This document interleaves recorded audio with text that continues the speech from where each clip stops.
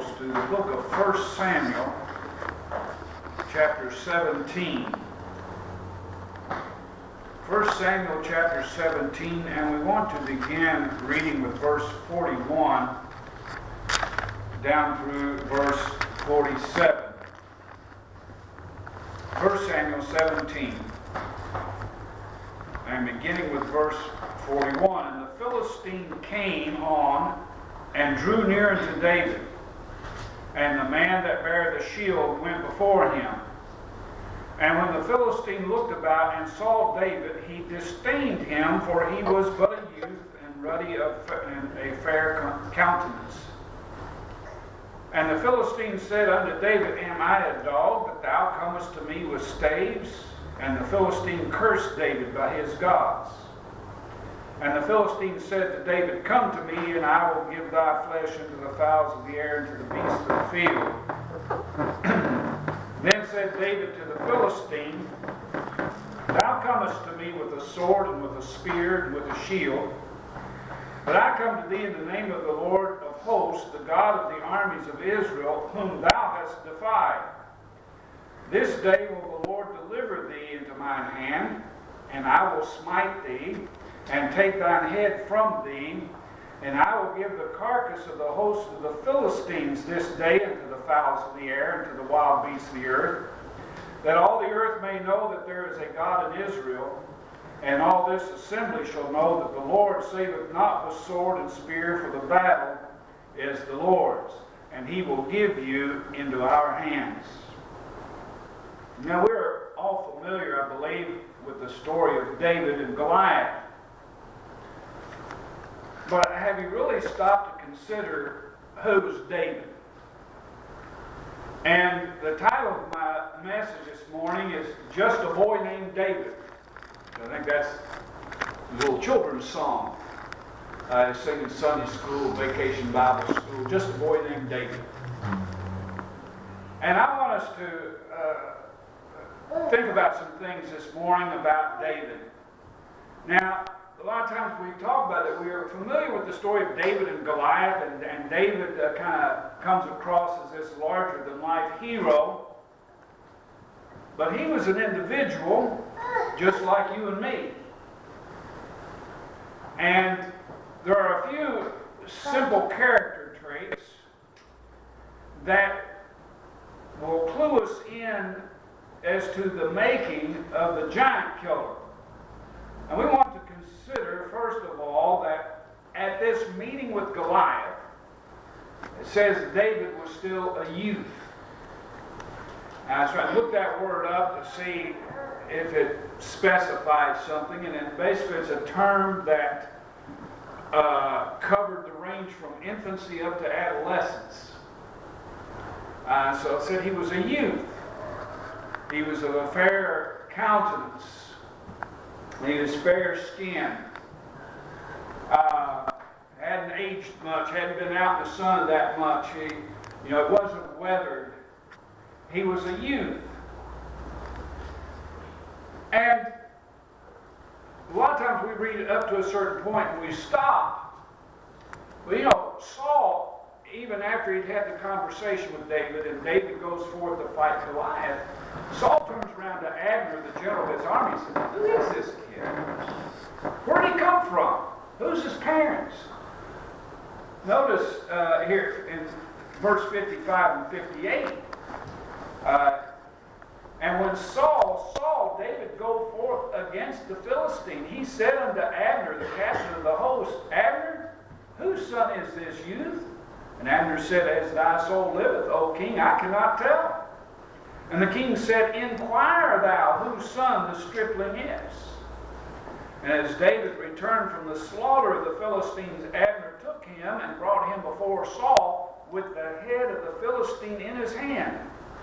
And Saul said unto him, Whose son art thou, thou young man?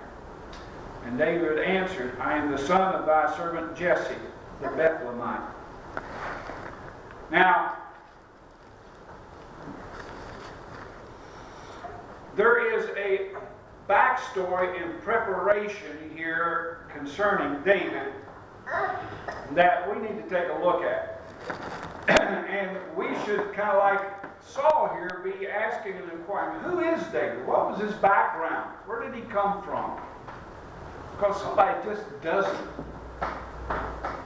pop into existence out of the blue. Somebody just doesn't come from nowhere and do something like this. There is a backstory, a background to what happened. And there's some things that we can glean from this. Over in 1 Samuel chapter 16. 1 Samuel chapter 16. And verse 1 through 13. And the Lord said unto Samuel, How long wilt thou mourn for Saul, seeing I have rejected him from reigning over Israel? Fill thine horn with oil and go, and I will send thee to Jesse the Bethlehemite, for I have provided me a king among his sons. And Samuel said, How can I go? If Saul hear it, he will kill me. And the Lord said, Take an heifer with thee, and say, I am come to sacrifice to the Lord. And call Jesse to the sacrifice, and I will show thee what thou shalt do, and thou shalt anoint unto me him whom I name unto thee. And Samuel did that which the Lord spake, and came to Bethlehem. And the elders of the town trembled at his coming, and said, Comest thou peaceably? And he said, Peaceably. I am come to sacrifice unto the Lord. Sanctify yourselves, and come with me to the sacrifice. And he sanctified Jesse and his sons, and called them to the sacrifice. And it came to pass, when they were come, that he looked on Eliab, and said, Surely the Lord's anointed is before him. The Lord said to Samuel, Look not on his countenance, or on the height of his stature, because I have refused him. For the Lord seeth not as man seeth, for man looketh on the outward appearance, but the Lord looketh on the heart. Then Jesse called Abinadab and made him pass before Samuel. And he said, Neither hath the Lord chosen this. Then Jesse made Shammah to pass by, and he said, Neither hath the Lord chosen this. Again Jesse made 7 of his sons to pass before Samuel. And Samuel said unto Jesse, The Lord hath not chosen these. And Samuel said unto Jesse, Are here all thy children? And he said, There remaineth yet the youngest, and behold, he keepeth the sheep. And Samuel said unto Jesse, Send and fetch him, for we will not sit down till he come hither. And he sent and brought him in. Now he was ruddy, and with all the beautiful countenance, and goodly to look to. And the Lord said, Arise, anoint him, for this is he. Now, there are some things I want us to notice here, particularly from verse 11. He said that he was the youngest, and behold, he keepeth the sheep. Now, from that phrase, I want us to draw some thoughts. David was humble.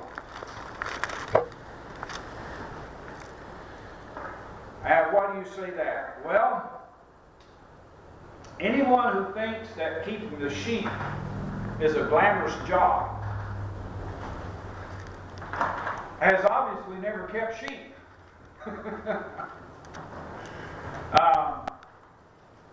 You notice how if there's a job, and I've seen this, I've been there, done that. You have a group of men working, and kids, children are attracted to that site. Invariably, kids will come up, What you doing? Can I help? Have you ever had that happen? You ever been working somewhere, working on some project, and some kid come up, What you doing? Can I help? I remember we was in Canton, Kentucky, and they was building a church building there, and I remember when they was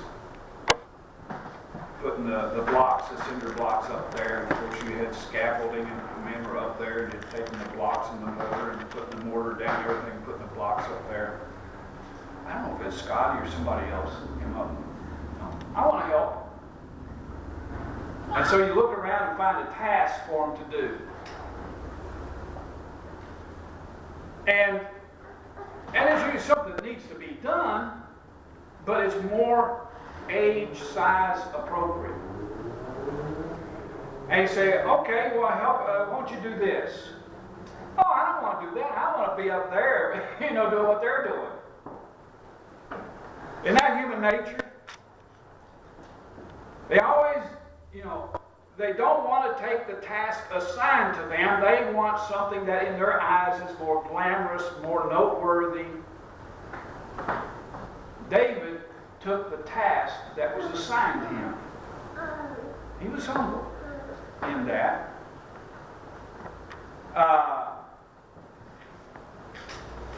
When you think about it, as we read in the scriptures, most wealthy families in David's day had more than just sheep. You read about Job, you read about Abraham, you read about Jacob, you read about these different ones. They had sheep, they had goats, they had asses, they had camels, they had cattle. Probably the least glamorous of all of them was the sheep. Here's the kid, okay, you're the youngest, you're going to take care of the sheep. Oh, let me take care of the camels.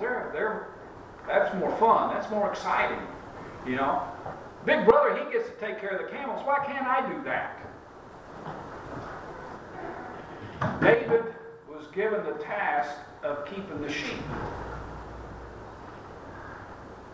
Sheep are probably, as I said, the least of the farm animals. They are the dirtiest, the smelliest, the most obstinate and stubborn of all of them. I remember when I was in high school in FFA, one of the things I got involved in was livestock judging. And generally it involved cattle, beef cattle, milk cattle, pigs, sheep. I'd rather judge anything than sheep. I remember going out to a farm one time when they was kind of teaching us, here's what you look for. You see these pictures of sheep, these little lambs and so on, they present to you in the storybooks, and they're all pristine white. Sheep are not clean. I mean, spiritually, sacrificially, they're considered a clean animal, but they are not clean. They're dirty. They're smelly. And from what I understand, they're stubborn. They're obstinate. They don't want to go where you tell them to go. They tend to stray off. They're used as that characteristic is what is used in the scripture to typify us as sinners. Is our tendency to stray, to go astray. All we like sheep have gone astray. So they're the least. However, David was not too proud to keep the sheep. Not only do we see in this that David was humble, but he was obedient. This was the task he was given. This was the task he did. He was not slacking off somewhere else. Keeping the sheep, he was kind of off by himself. And it'd be easy to kind of sneak off, go swimming, go fishing, do something else. But his father knew exactly where David was. He said, "Where is David?" "He's keeping the sheep." And when he sent to fetch him and they went to find him, where did they find David? He was keeping the sheep. He was right where he was supposed to be. He was obedient.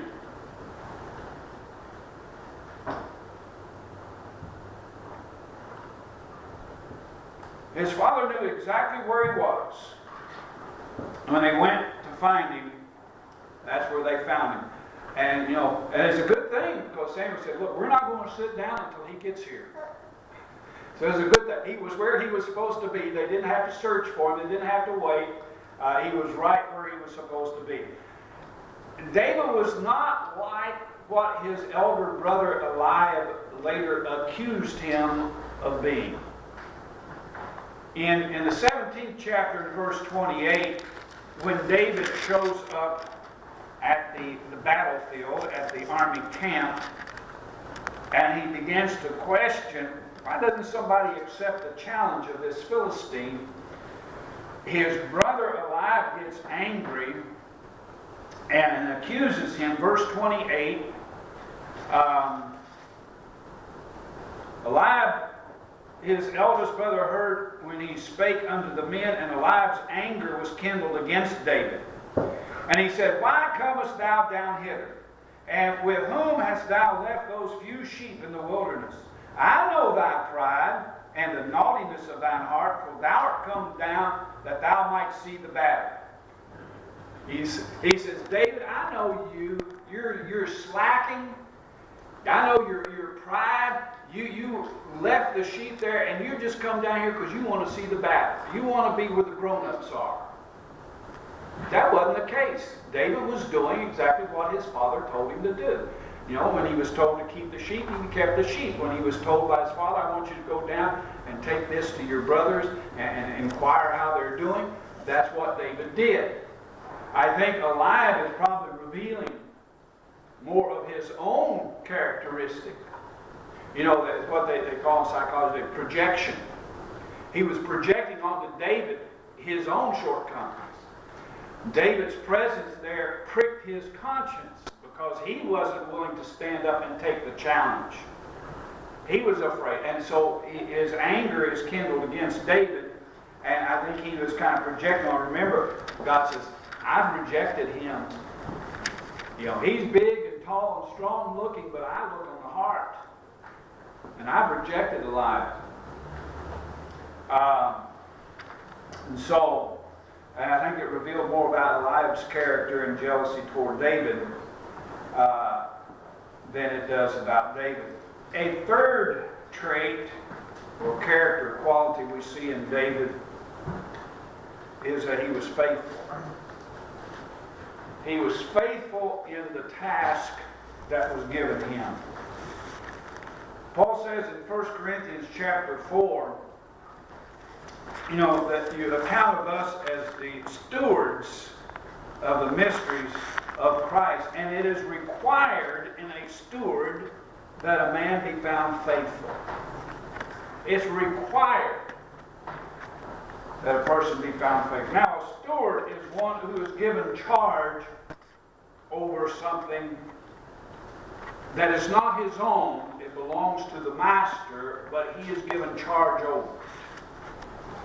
And it is required that a person in that position discharge his duties faithfully. Now, David was the son of Jesse. Jesse owned the sheep. But David was part of the family, as part of the family's responsibilities. And this was the task that was given him. So he took charge of those sheep. They were his responsibility. And he accepted that responsibility, and he discharged that faithfully. How do you know he discharged that faithfully? Well, there's a number of things that are brought out here. One, as we pointed out, he was where he was supposed to be when his father knew where he was. And I gave him the task of keeping the sheep. He's keeping the sheep. That's where you'll find him, and that's where they found him. But he also brings out that, he took his task seriously because he was willing to hazard his life to fulfill his duty.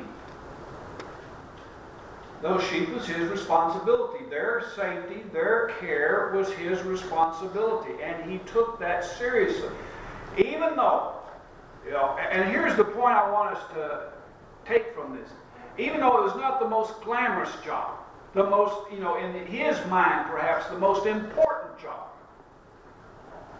Yet, it was his job, and so he took it seriously.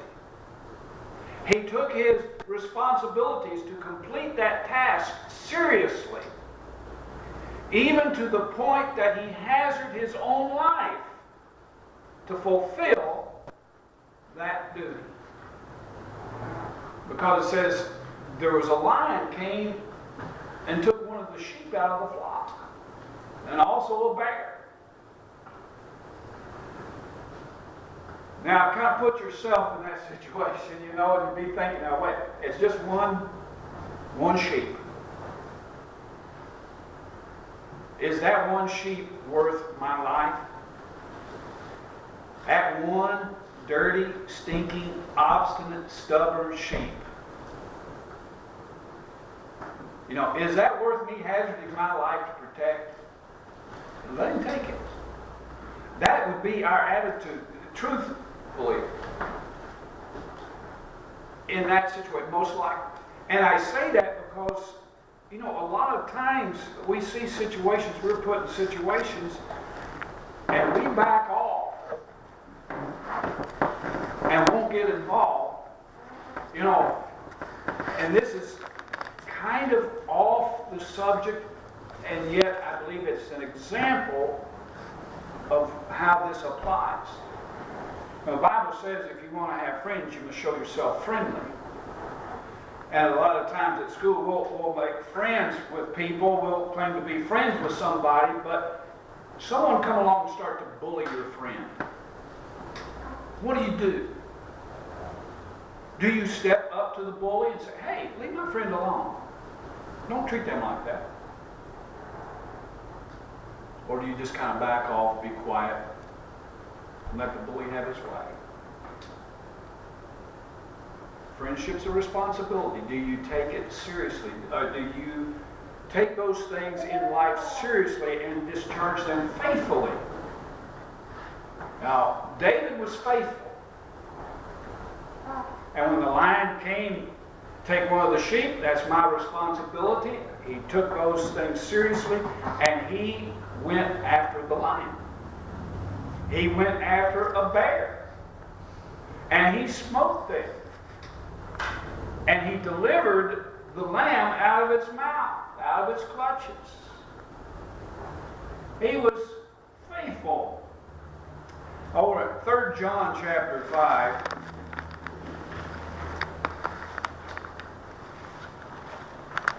we are given this bit of admonition. Beloved, thou doest faithfully whatsoever thou doest to the brethren and to strangers. Those things that, you know, of friendship, hospitality, those things that are associated with those responsibilities, our responsibility to our brethren, our responsibility to our neighbor. He says, whatsoever, you know, do us faithfully, those things. Do we do those things faithfully? A friend indeed, you know, in need is a friend indeed. And so we see here, 1 Samuel 17, verse 34, David said to Saul, thy servant kept his father's sheep. And there came a lion and a bear and took a lamb out of the flock. And I went out after him and smote him and delivered it out of his mouth. And when he rose against me, I caught him by his beard and smote him and slew him. Thy servant slew both the lion and the bear. And this uncircumcised Philistine shall be as one of them, seeing he hath defied the armies of the living God. We see here that David was faithful and he trusted God to protect him as he did the right thing. That's important that we understand that. And this gives us some understanding of David's heart. He trusted God, that God would protect him when he did the right thing.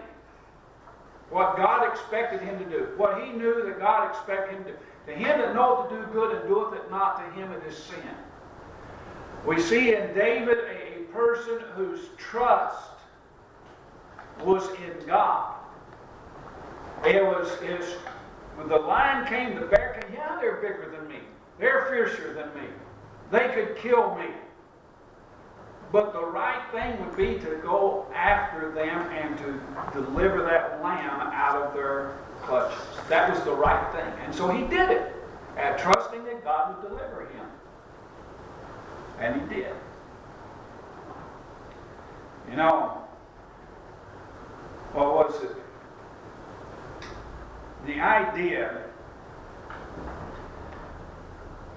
and this is important too, this is an important distinction. David was going to do the right thing, and he trusted God that whatever the outcome might be, it was in God's hands. You know, as he went out against the lion or against the bear, he may have thought, Lord, this lion, this bear may kill me, but that's your will. I'm going to do the right thing. It's in your hands. Now that's trust.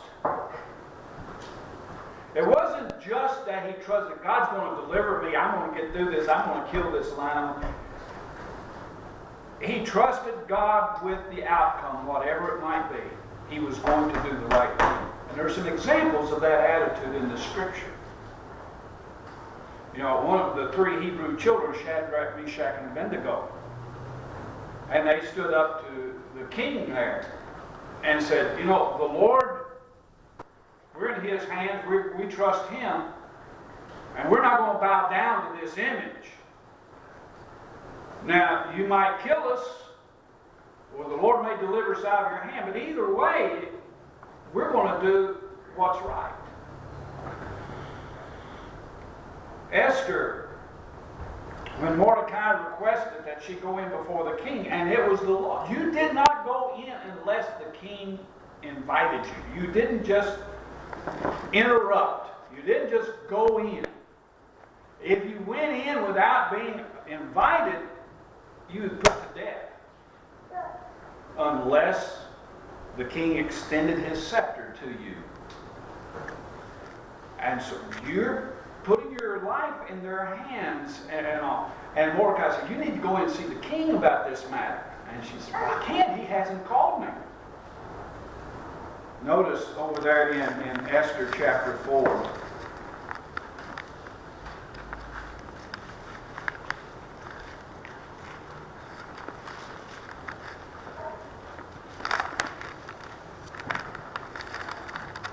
Mordecai, verse 13 says, Then Mordecai commanded to answer Esther, Think not with thyself that thou shalt escape in the king's house more than all the Jews.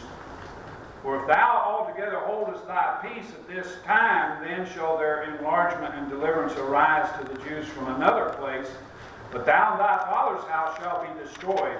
And who knoweth whether thou art come to the kingdom for such a time as this? Then Esther bade them return Mordecai this answer, Go gather together all the Jews that are present in Shushan, and fast ye for me, neither eat nor drink 3 days, night or day. I also and my maidens will fast likewise, and so will I go in unto the king, which is not according to the law. And if I perish, I perish. I'll do this because it's the right thing to do. And who knows? You know, I don't know what the outcome is going to be, but I'm going to do it because it's the right thing. And if I perish, I perish. We know she didn't. But there was an acceptance. That's what trusting God. We're going to do the right thing, and whatever the outcome. If he delivers me, fine. If I perish, I perish. But that's in God's hands. And I'm going to trust him with it. And I'm going to do that which is right. David was faithful. And he was trusting. And his trust in God and faithfulness in the little things that lead to great successes. Luke 16, you know, David said, hey, now if it was a camel, I'd hazard my life for it. If it was a horse, I might hazard my life. But a sheep, let the bear take it. No. See, it might have been a little thing, but that was what he was entrusted with, and so he was faithful in that little thing. Luke chapter 16.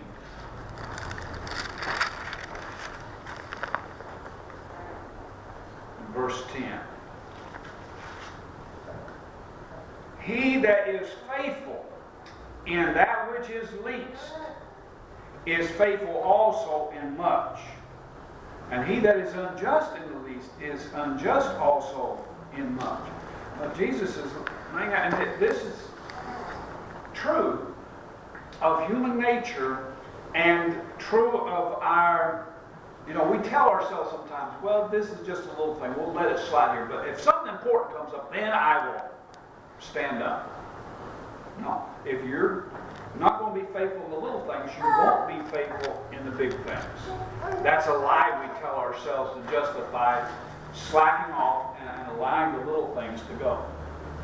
Jesus said, if you're faithful in the little things, then you'll be faithful in the big things. If therefore ye have not been faithful in the unrighteous mammon, who will commit to your trust the true riches? David, think about this. David would never have defeated Goliath had he not first overcome the lion and the bear.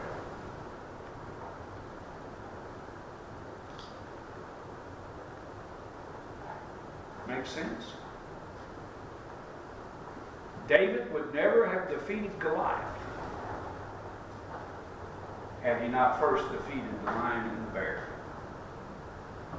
And David would not have had the opportunity or the occasion to overcome the lion and the bear had he not been humble, obedient, and faithful in keeping his father's sheep. See, it starts with the little things. When we humble ourselves and we're obedient and we're faithful in those tasks given to us, whether it's what we want, whether it's the most glamorous, whether in our sight it's the most important or not, but when we are given a task to do, accept it, take ownership of it. Let us purpose to do with all our strength the tasks which are given us without complaint, even if they're menial, non-glamorous tasks that no one wants to do. When David stood up to and killed Goliath, that brought David to everyone's attention. That is certainly noteworthy. That was certainly glamorous. And that's what we tend to kind of focus on. That's what we remember David for. David was the little boy that stood up to and slew Goliath.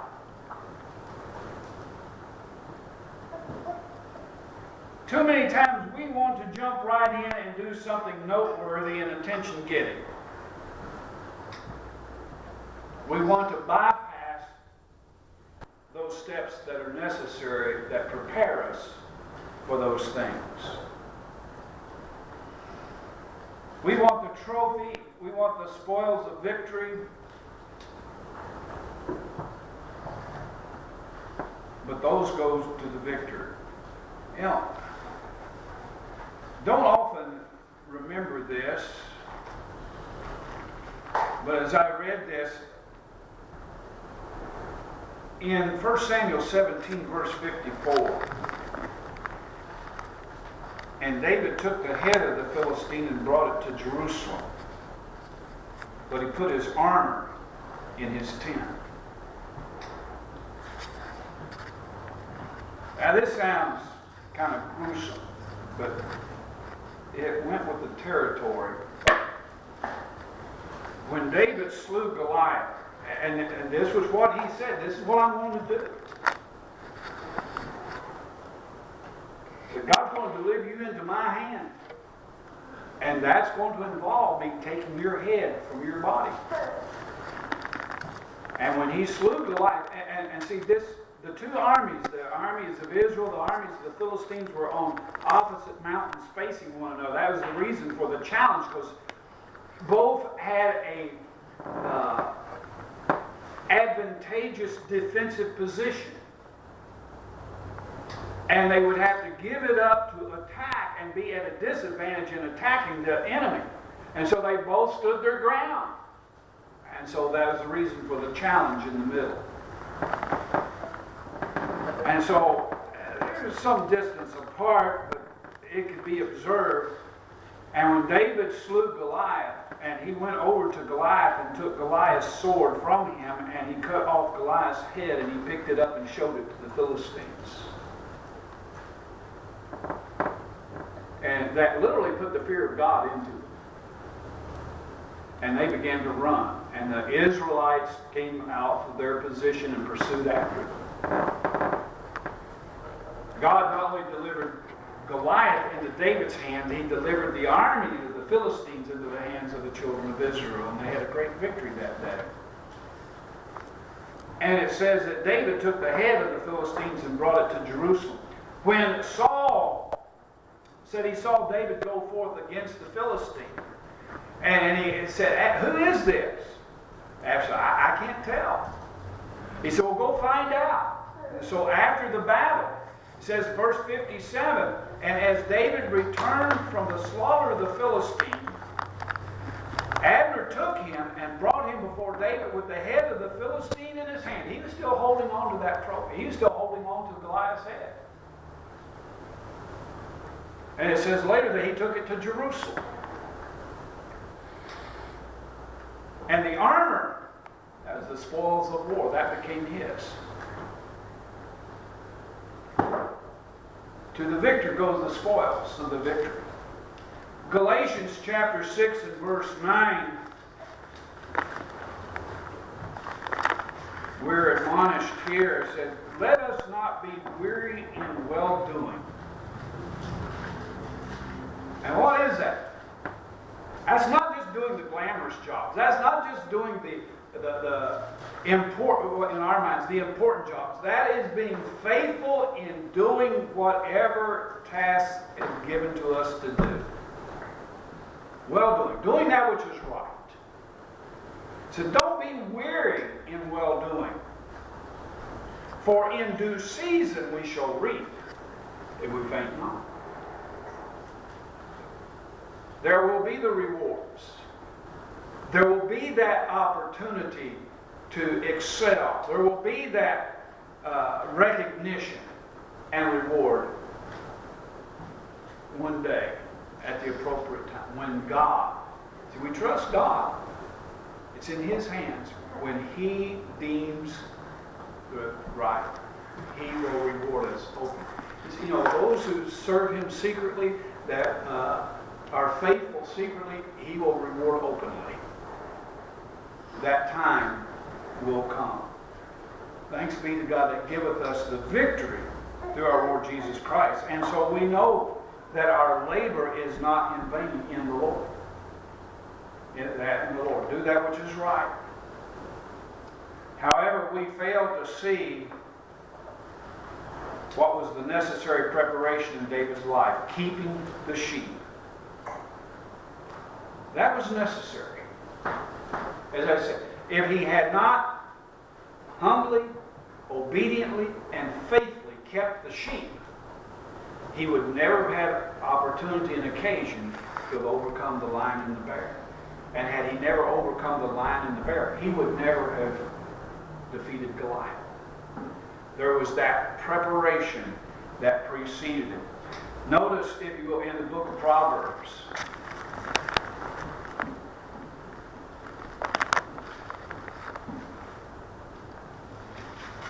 we're studying Proverbs on Wednesday night, so we will come to this as it's kind of a preview, if you will. In Proverbs 15:33, well, no, verse 32, this is important too. Proverbs 15:32, "He that refuseth instruction despiseth his own soul, but he that heareth reproof getteth understanding. The fear of the Lord is the instruction of wisdom, and before honor is humility." Before honor is humility. Proverbs 16, verse 18, pride goeth before destruction, and a haughty spirit before a fall. Better it is to be of a humble spirit with the lowly than to divide the spoil with the proud. Before honor, in Proverbs 18:12, before destruction the heart of man is haughty, and before honor is humility. So we see the contrast there between that which is haughty and that which is humble. And the rewards of each. The haughty spirit is rewarded with destruction. The humble spirit is rewarded with honor.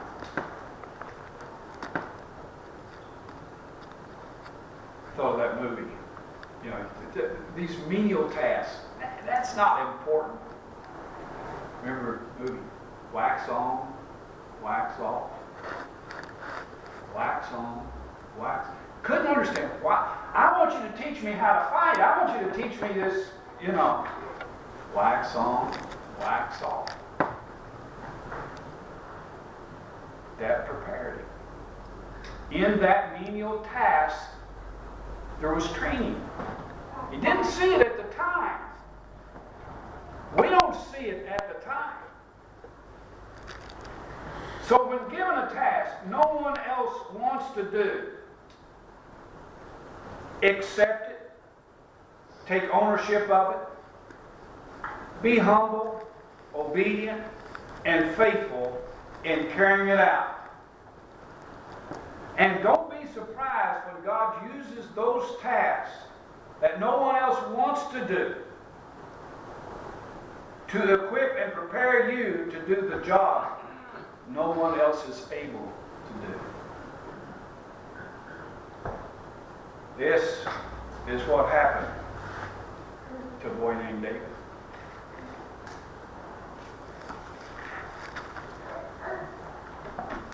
He did that which no one else wanted to do.